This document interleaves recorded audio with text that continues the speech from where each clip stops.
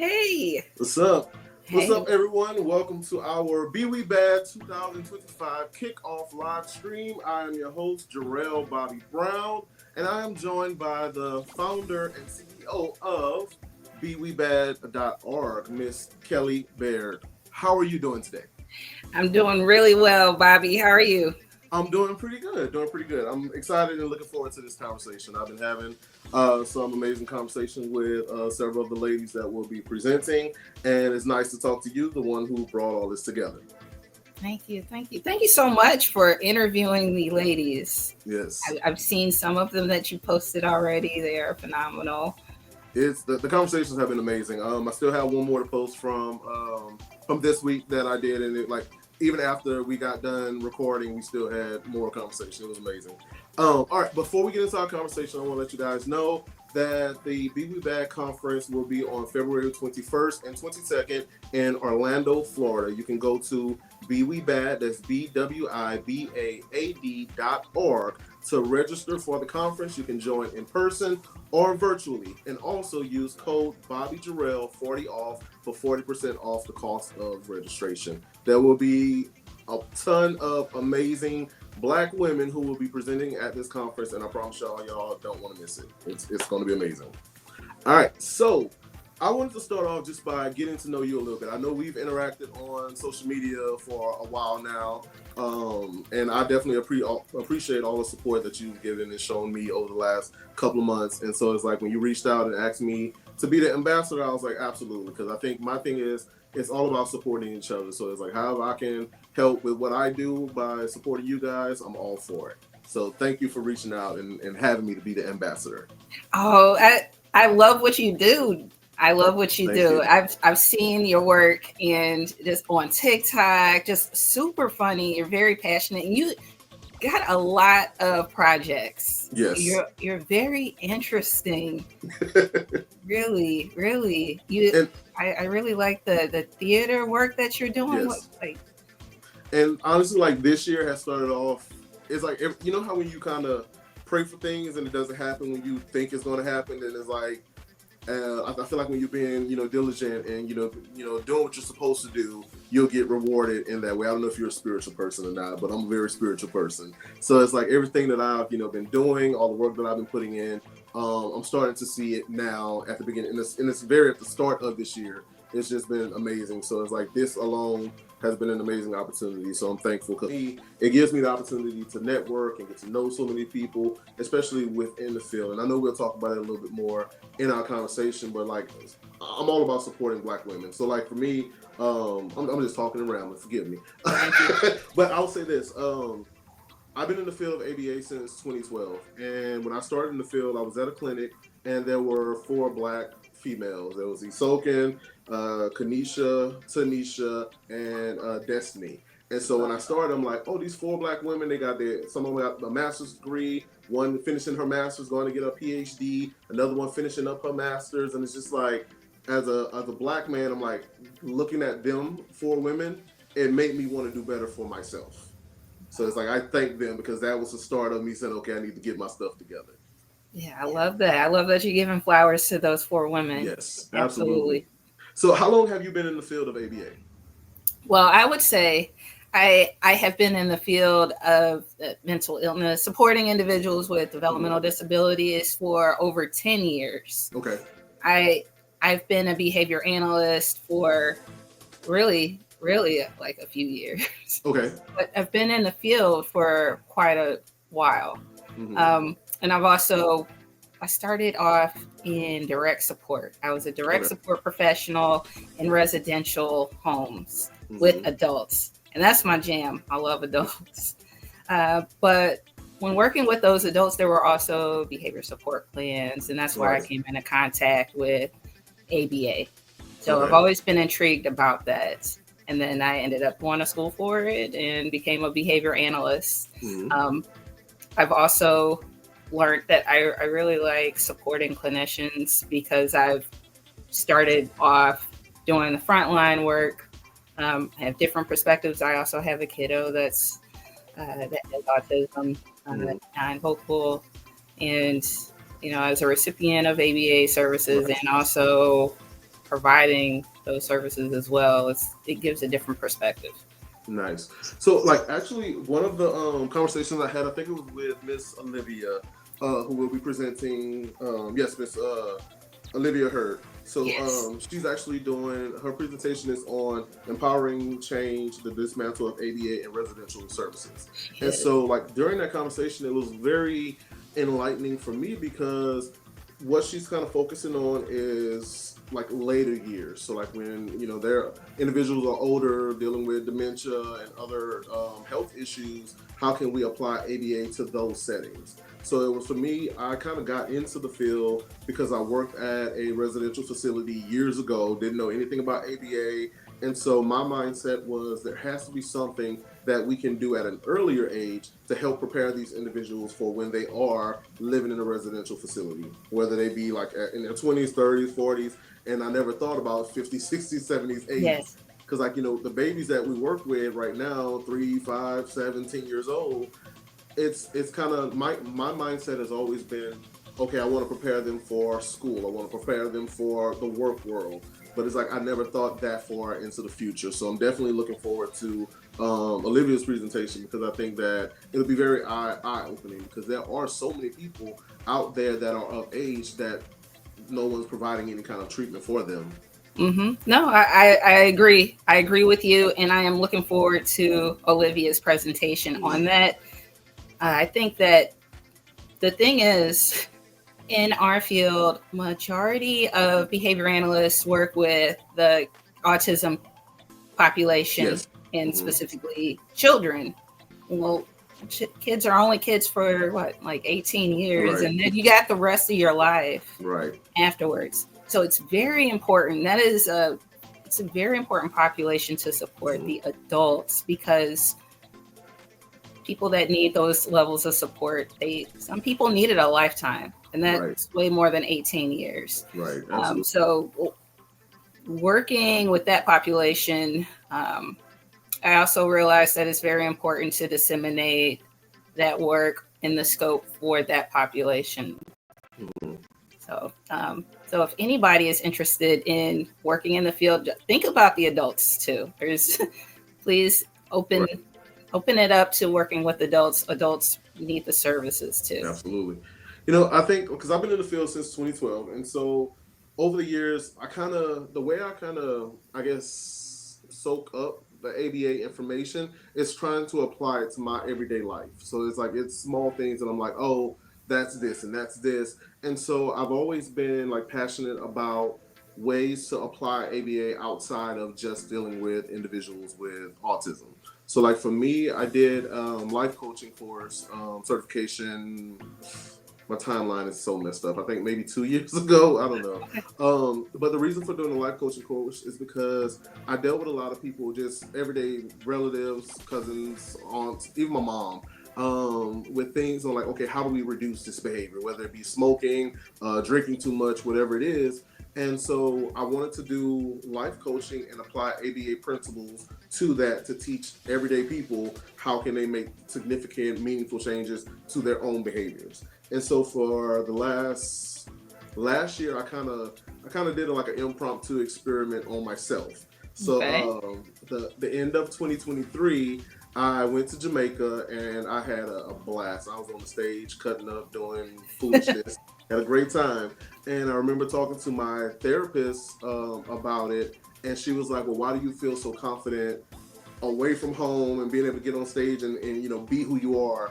And so I told her, I was like, I don't know. I was like, here in the States, I'm more reserved, I'm more closed off, I'm to myself.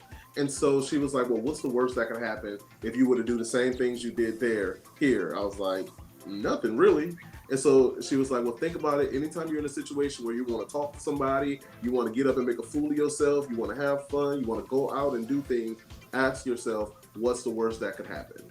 Right. And so, like, in 2024, that was my kind of like my motto going through the world, like through my day-to-day life, was just, I want to enjoy my life. I want to have fun. I don't want to be shy. I don't want to, because like people think I'm not shy, but I'm more shy. It's just typically like when doing videos and things like that, I can do a video. It's just me recording myself, posting it on the internet. I don't have to like interact. So last year was my way of just getting outside of my box and living my life and asking myself, what's the worst that could happen?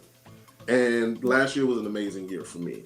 So it's like I use a lot of the principles from ABA. It's just like shaping it up. Like, how do I gradually get to the point where I'm comfortable doing a live stream with someone and not worried about messing up and things like that. So it was a good year. And my thing is I want to teach other people how to find that confidence within themselves through life coaching, through using ABA to shape up those goals and reinforce themselves along the way. So for you, since you've been in the field, how have you applied ABA like outside of just the typical dealing with individuals with autism?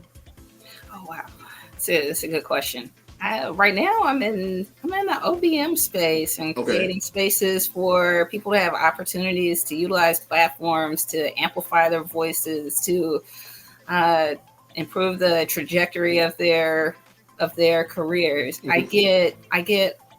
I get non-public testimonials from people that I've come into contact with when they use this platform. Like, they've been reached out to for opportunities, and I think that that is an enhancement in life, because if you have an enhancement in life, that is improving the quality of life, I would say. Right, absolutely. So I would say that that's all I'm trying to do is a little better each day with the tools that I have. I'm just trying my best. Nice. And then, like, I wanted to do OBM, and it's something that's on my list of things to eventually do. And it's always been like, I'm like, okay, I'm gonna do it, but life happens and just get overwhelmed with everything else. So it's like, it's definitely one of the things that's on my list of tools I want in my toolbox. So, all right, when it comes to BWIBAAD, let's talk about that. How did BWIBAAD come about? Hey, Rama. Gotta give a shout out to Rama. She's on the newsletter team. Nice. BWIBAAD Dream Team. Just gotta give a shout out. Hey. Okay. I'm sorry about that. No, you're good. So how did BWIBAAD come about? Oh, yeah. So it came about, to be honest, I'm going to give a shout out to Andre Anderson. He coined the Black Male BCBA Day, right? Okay. And so just figured, why don't we have a day for women? And it became Black Women in Behavior Analysis Appreciation Day. Something simple like that. You just put it out into the world. Right. And then it turned into a conference. Nice. Like, it just happened so quickly. And people got on board with it and resonated with its mission. So overall, like, let's talk about the mission. What is your mission with BWIBAAD? The mission is to amplify voices of Black women, offer platforms.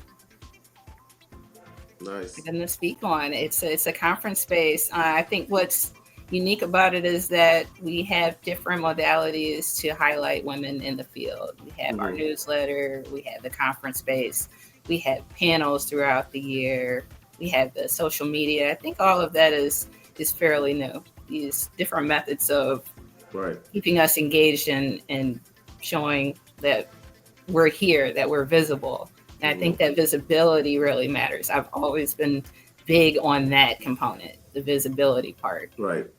And I think that's why it resonates with a lot of people, not just Black women, but just like men also. Because for me, I know my brother Jerron, we'll talk about him a little bit later also. Like, you know, we want to support. There are so many people that want to support and elevate you all. So like with me, you know, taking the time to do these interviews and, you know, meet so many amazing women. I'm all about supporting the Black woman, because coming from a single mother, my mom raised me by herself. And so for me, going to school, getting my education, that was my nod to her, saying thank you for taking care of me and giving me this opportunity. So I'm all about that support. And I think that's the thing, because it resonates with so many people because there's a need for it. That visibility is not always there. So, like, you know, me and Jerron did one of my podcasts, A Little Too Honest. It's the name of my podcast. Y'all can go find it on Spotify, Apple Podcasts, as well as Buzzsprout and other locations. It's a really nice podcast too. It really is. I listened to that one. Mm-hmm. So like with that one, we kind of talked about like being a black male in the field of ABA and not seeing a lot of people that look like us. And so I know for me, the first time I met a black male BCBA in person, like face to face, was in 2023. And that was me being in the field since 2012. Yeah. And so it's like there's like I'm with Jerron, like he did he has black men in behavior analysis. And so it's so important for that visibility. Yes. So how do you think, like we want that visibility out in the atmosphere, but how do you think it impacts like this the day-to-day when it comes to like clinical work, the OBM side, and actually having people that look like us in those positions, working with the kids, working with staff, and all of that? How important do you think that is? I think it's very important. I think if you're able to connect with like-minded people, there's this shared, is it shared adversity?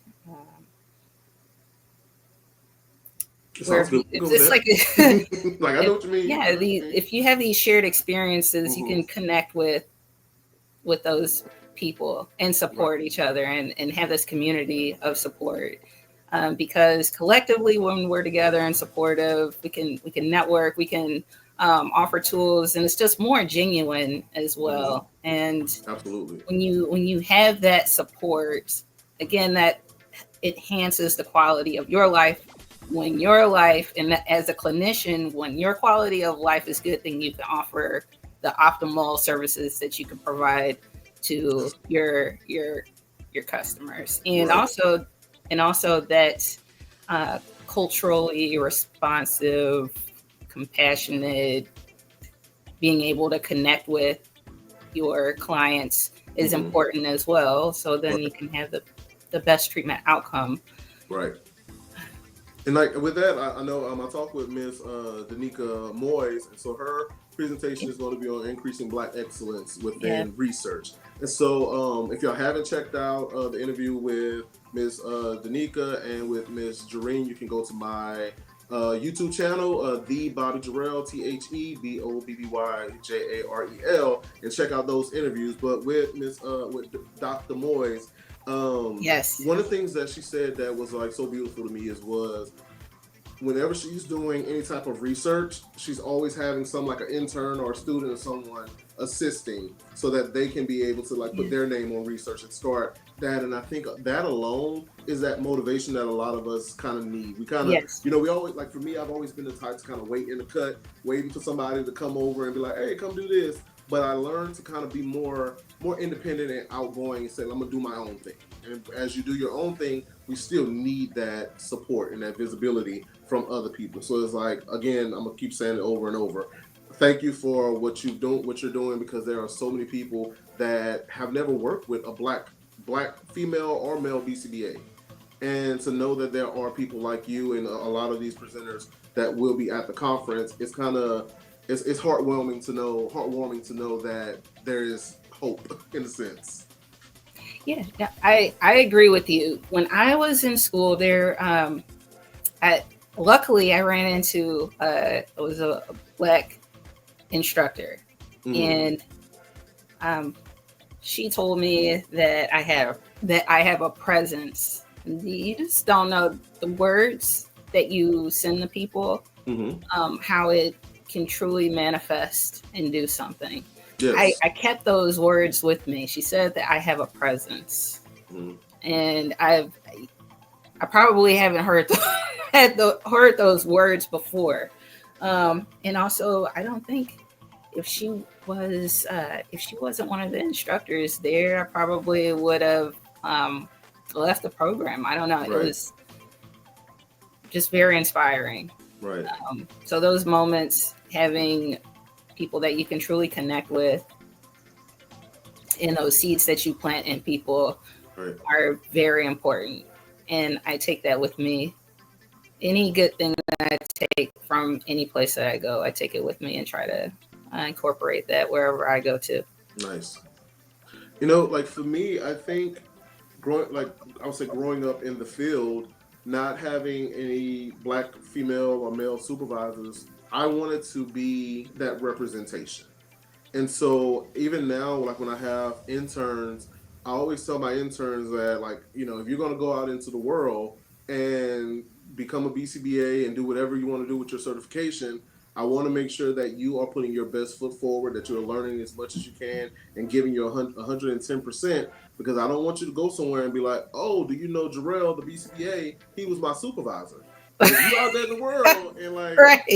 you're not doing what you're supposed to, I don't want nobody to be like, well, I know Jarrell, but you work with him. So it's like I have I had one female that I used to work with. When I met her, she was an RBT and she was studying for her BCABA at the time. And so I worked with her for just a couple of months, and like she started using like some of the techniques and things that I was like teaching her. And so, like, fast forward, I met another one of her techs that I currently work with, who's an intern. And she would tell me, like, oh, yeah. And her name is Carletta. Hey, Miss Carletta. I don't know if you know Carletta. her, but one of her other techs, Donovan, would be like, oh, well, Carletta showed me this and Carletta showed me that. In the back of my mind, I'm thinking to myself, I showed Carletta that. So it's like, it's good to know that like there are people that want to learn and that are soaking up that information. And I always tell my interns and my technicians, I want to be a student forever. So it's like, for me, no matter what I'm doing, I'm always going to continue to try to do better and try to learn more. I never want to get to the point where I'm like, okay, I know it all, because nobody will ever know it all.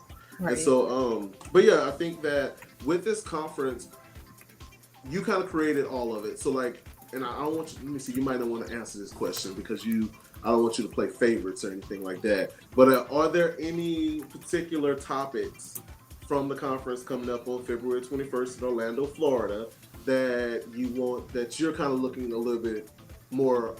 forward to a little bit more? I knew you would ask something like that. I don't want to show favoritism towards any of the presentations or the panels or the workshop. Any of the sessions that we got, they all uniquely are great. I can confidently say I want to see each and every one of them. I am big on community engagement. Okay. Big on community engagement. And so there is a panel. There is a panel on community engagement. It's the using community engagement to foster relationships for organizational growth and client relations. Okay. I think that's a really good one because I'm big on community engagement. I'd love to see, and Rashida is going to be there on the panel, Carissa, Jessica Jones, Monique Coker. And this is the interesting part about it. Monique Coker and shout out to Monique Coker. She is a BCABA. Okay. And this was her vision, this panel. I think it's just amazing that she was able to bring all of these women together and have this subject matter that's very important. Dr. Trinika Jefferson is also part of the panel. Tia Glover is also part of the panel. And shout out to Tia because she was nominated to be on the BACB board. Yep. So we want to support her when that opens up. Definitely. Shout out to all of these phenomenal women. Marquis Jacobs. She is also part of the panel as well. Shout out to her and Savannah State University. She's working with them because right now they are celebrating the 20th year anniversary for their ABA program. Nice. At Savannah State, and it's a historically Black college, right? It's an HBCU. It's the very first ABA program at an HBCU. Nice. Right now, we want to continue celebrating and supporting that program to remain open. So she's really honing in on the initiative to keep that program going. And that's in Savannah. So shout out to her. There's another panel. I'm looking at. There's so many women to highlight here. Right. The integrating client-centered care in ABA, bridging theory and practice in diverse settings. Nice. So this one, the visionary behind this one is Crystal Miller. Okay. So I think this is very interesting because there are 3 gentlemen on this panel as well. Tamisha Bland, I gotta give a shout out. She's my girl, Tamisha Bland. Dr. Jewel Parham, doctor now. So she recently defended her dissertation. Nice. Congratulations. Yeah. So many congrats. And also Dr. Ashley Kerrigan recently defended her dissertation. So now she's a doctor as well. She is in the conference. She's doing a presentation and a panel. So that's really interesting. So I'm kind of everywhere. So yeah, Sean Taylor, Damon Milam, and Timitope. Shazara is on this panel. I can touch on every presentation and every panel, and something is really good. And the workshop by Lakeisha Cobbs-Hayes, obviously the keynotes, Portia James, and her Unapologetically Us is just gonna like lead the whole conference space. It's her subject matter is it's from division to collective impact and behavior analysis. And I think that that's an interesting subject matter that she's going to be talking about right now. And Quatiba Davis, the passion and purpose, just amazing. She's also working with FAMU because the conference is in Orlando. So FAMU is another HBCU. Okay. So it's just really good to try to get ABA programs into the HBCUs because there aren't many at all. If anything, it's Savannah State and FAMU. Nice. With those, it's a start, and I think like we talked about earlier is like that representation. So like, as you know, you guys continue to do this conference, BMBA, BABA. I think the more we grow, just within the Black population, the more visibility there'll be, and hopefully more people start wanting to know more about ABA. So with that, that kind of leads me into a little bit about what we discussed before we went live. So don't get nervous, okay? So when I talked to her about the book Michelle Williams from Destiny Child wrote, and we talked about it's called Checking In, and so we talked about like being transparent and being vulnerable. So for me, that transparency is I'll share my story. I'll tell you, hey, this is what I went through. This was my experience. But that vulnerability is while I'm experiencing it and while I'm actually going through it, can I be vulnerable enough to be like, hey, this is what I'm dealing with right now in this moment. So I kind of, lead into this with that, because what I want to know is like, what are some of the struggles that you've kind of faced when it comes to starting your organization and then like going into doing this second annual conference, which will be held on February 21st to February 21st and 22nd in Orlando, Florida. You can go to BWIBAAD.org to register for the conference in person and virtually, and use code Bobby Jarrell 40% off. Now, so what are some of the struggles that you kind of face going into doing the conference, or even starting the organization and getting to this point? Wow, I would consider all of this being a journey, especially if it's something that you've never done before. So I want to say this entire journey is new for me, and also it's just this constant under pressure, uncomfortability, but then you also know that that's growth too. Yes. I know that I'm bold. I know that I take initiatives a lot, or I initiate things a lot. And if I have a vision for something, I also execute, even if it hasn't happened before. So essentially it's kind of like going blind. Like it needs to happen. You just push through it. It's not going to be perfect.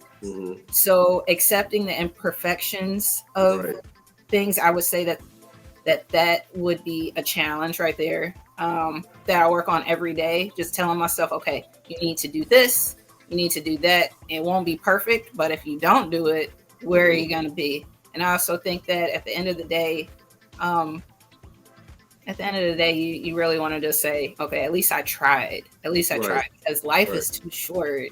Just do it. I want to say that that's my motto. Just do it.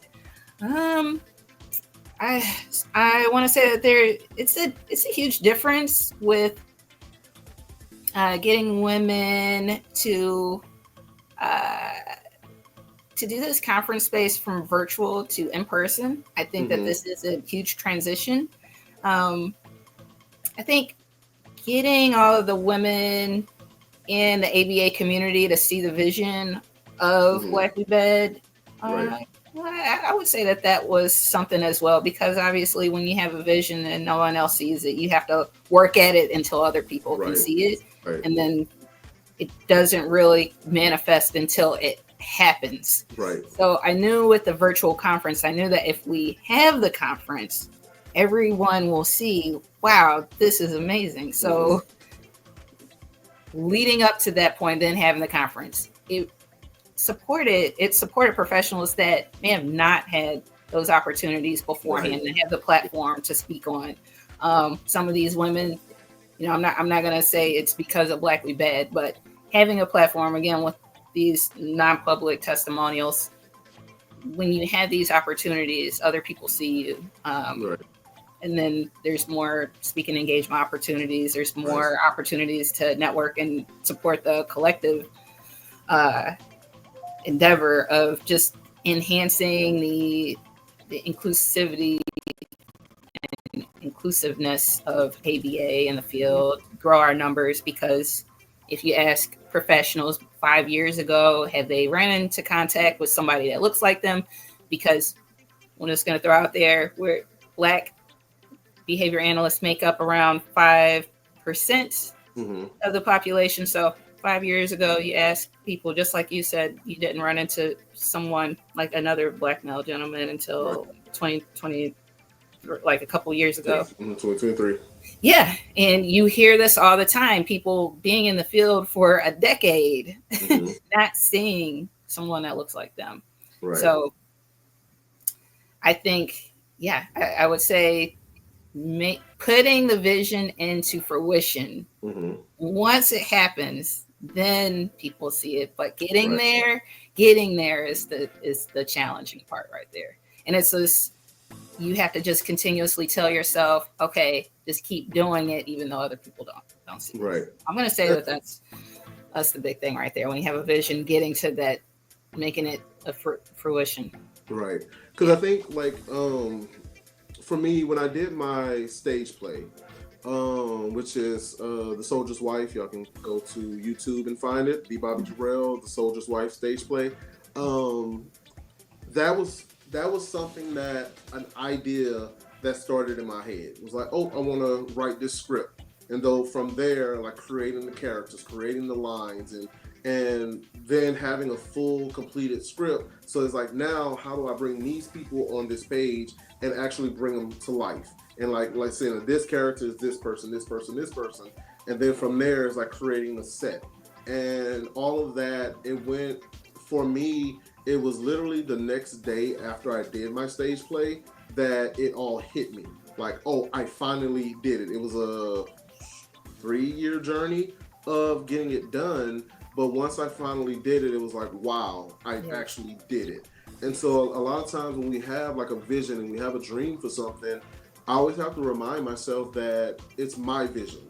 And in order for people to see my vision, I have to be able to bring that vision to life. And there are, like, I'm very thankful to have like sisters, cousins, and real close friends that support my vision because they trust in me.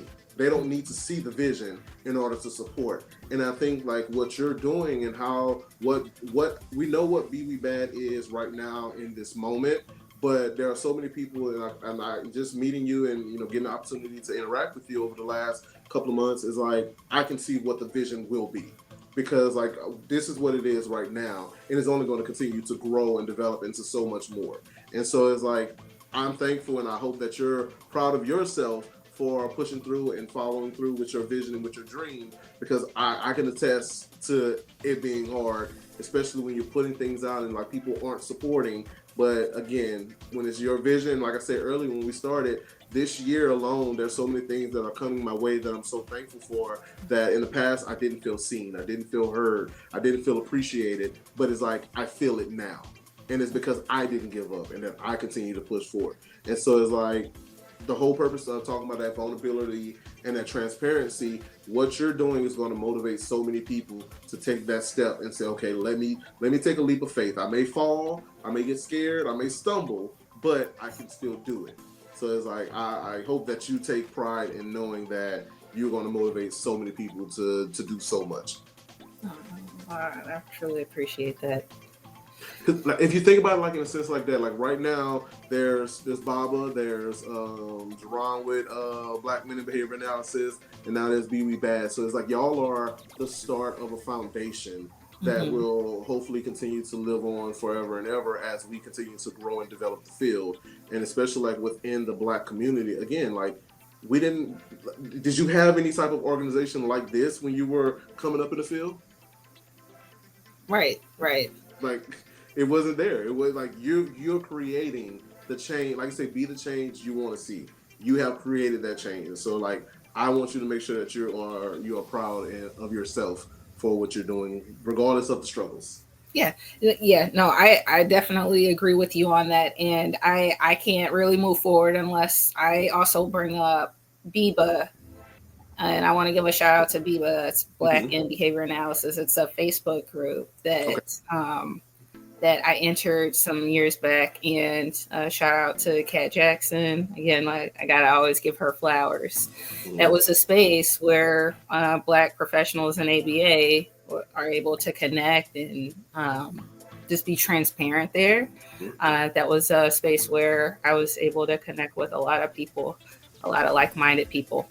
So I think that spaces like that are important. And I really think that it's great that now that many of us are connected, that there are multiple spaces for people to navigate to and from. And that's okay too. I'm also going to be transparent to some people in our community who may find some confusion with multiple Black spaces. It's totally okay to go in any Black spaces. It's okay. I kind of think of it like there's Walmart, there's Target, there's Walgreens, there's CVS. You can shop anywhere. You can go anywhere. Just go wherever you want. Get all the support. And it's good to have a lot of places to go to. And I think that that's something that I wish more people understood, just that simple concept. So it's like I may need something from Walmart. Like I went to Family Dollar yesterday and I needed some more soap, but I wanted like the 8-pack. Family Dollar only had a little 3-pack. So I was like, okay, I'm going to get the other things I need from Family Dollar. Then I'm going to go to Walmart and I'm going to get my soap, I'm going to get my paper towels and things like that. Then I might need to go to CVS to get something from here. And so like with this conference, with any of the conferences, there's so much information, there's so much that we can take from all of these different spaces and being able to support all of these different spaces. So I think like I hope that with this conversation and with the conference that people are showing up and taking the nuggets that they can take from this to go out in the field and continue to be great and continue to grow the field. And then the next conference that come up, I'm sure you're going to be supporting in some type of way. So it's like if we all just support each other, we can all prosper. Yes.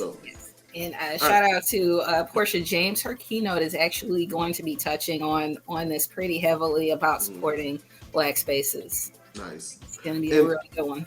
One of the things you said right before we wrap up, when you said, I know I said transparency earlier, but when you said it, it kind of sparked a different thought in my head. So for me right now, in the company that I'm working with, I'm working alongside 2 other Black female BCBAs. And so it feels nice to have coworkers that are next to me that can relate to my struggles. So it's like when I'm talking about certain things, they can relate without me having to use layman's terms and things. So it's like it feels so amazing to be side by side with people that understand the struggle. So I hope that anyone that's watching this, if you're not an actual BCBA or BCABA, please look into the field. Like there's so much space, there's so many opportunities, so many things that can be done in this field to grow the field. And it's not just with individuals with autism, but just OBM, ABA. I'm doing life coaching. There's basketball, sports, residential facilities. There are so many avenues that we can touch on, and I think that representation for us is like, for me, having a staff that's predominantly Black female, being able to see a Black supervisor with them who supports them, who cares about them. Same with the children. It's like I want the kids to be able to see that's someone who looks like me. So it's overall, I'm thankful for this opportunity. I'm thankful for everything that you guys are doing. I'm thankful for my brother Jerron.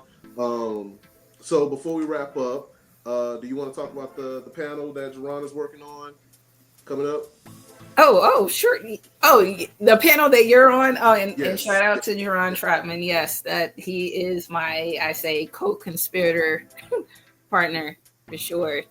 Black Men in Behavior Analysis. I'm going to say that he is also part of the podcast Beyond the Science at the conference. And then we'll talk about it. So at the conference, there will actually be this segment on the 21st during the lunch time.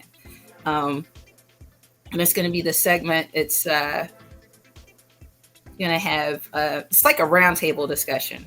Okay. Right. So with some influential women in the field at the conference, it's going to be very interesting. And there might be some CEU for that one, just because like that, the subject matters that they're going to talk about during that discussion, is going to be amazing. So I want people to stop by for that. That's in the works right now, but it's going to be really interesting. Nice. And you are part of a panel that's going to be next month, correct? Yep. It'll be February 5th at 7 p.m. to 8:30 Eastern. The topic is intersectionality in action. So it's myself, Savon Banks, I don't want to mess up the woman's name, Trevion James. So we'll be on the panel discussing just the idea of between the intersection between race, gender, and sexuality within the field of ABA. So make sure you guys check that out. It'll be on Behavior Live again, February 5th at 7 p.m. Eastern Standard Time. Yes. All right. So before we wrap up, is there anything else that you would like to share? Any other comments? Anything that you want to put out into the universe? And shout out to Terrence Allen. He's going to be the host for that panel. Some amazing gentlemen for that panel. I'm super excited about it. Sean Capel is going to be on there. Last words, definitely come to the conference. The conference is February 20th. Oh, well, I'm going to say we're going to have a pre-conference kickoff that evening with the ABA versus networking mixer. Dr. Nandy Nelson is going to be leading that one. We're going to have a lot of phenomenal guests there. So that's going to be a great professional space to network. You walk away with a lot of contacts. And right before the conference too. It's a great opportunity to link up with people before the actual conference. Right. It's a structured networking setting. A lot of people will go to networking events and just be there. But this one is pretty intentional with connecting with people. Nice. So in the 21st and the 22nd are the actual conference days. During the 21st, that's the Friday, we will also have a ball. And Landria Seals Green will do a keynote there. And also Nicholas Ether will do a drop the mic. So it's going to be really interesting. And then on the 22nd, that's day 2 of the conference. Another event that'll take place towards the end would be the ABA versus Block Party. And that's going to be a super fun event for everybody to go to. I'm really excited about that one. Dr. Monica Gillespie will be in there. Magali Torres, Kendall Downing, and it's I want everybody to show up for sure. If people, I think we're doing really great with the sponsors. It would be good to be successful with this conference. So all of the help support for that would be truly helpful. And also we're open to schools, any of like local schools, even nationwide, because it's virtual as well. We'll do group rates. Nice. So come support the conference, register, sponsor. Those are my points. And it's all about celebrating Black women in the field. And this conference space is for everybody to celebrate Black women in the field and just to celebrate inclusivity and the growth. Nice. All right, everyone. So you can go to my YouTube page, The Bobby Jarrell, to watch the previous interviews that I've done with a few of the panelists. I have a few more coming up this week also. Make sure you go to BWIBAAD, that's BWIBAAD.org to register for the conference. You can join virtually or in person and use code Bobby Jarrell for 40% off. And it's something that you guys don't want to miss. There will be amazing women who will be presenting on some topics that are very beneficial for our knowledge and experience within the field to continue to grow and develop the field and the people that we work with. So we hope to see you guys there. Ms. Kelly, thank you again for this opportunity. I enjoyed talking to the ladies. I enjoyed talking to you, and I wish you nothing but the best of luck for this conference and many conferences to come. Thank you so much. Thank you so much for this interview and interviewing the ladies and just blessing us with your presence. I appreciate you. Thank you. Thank you. All right, guys. Thank you all for tuning in. We hope you enjoyed this talk. Make sure y'all, we will be posting the video eventually, so make sure y'all share, get it out to as many people so we can get the word out about this conference, about ABA in general. That's all we have for you guys today. Have a great day and be blessed. Bye.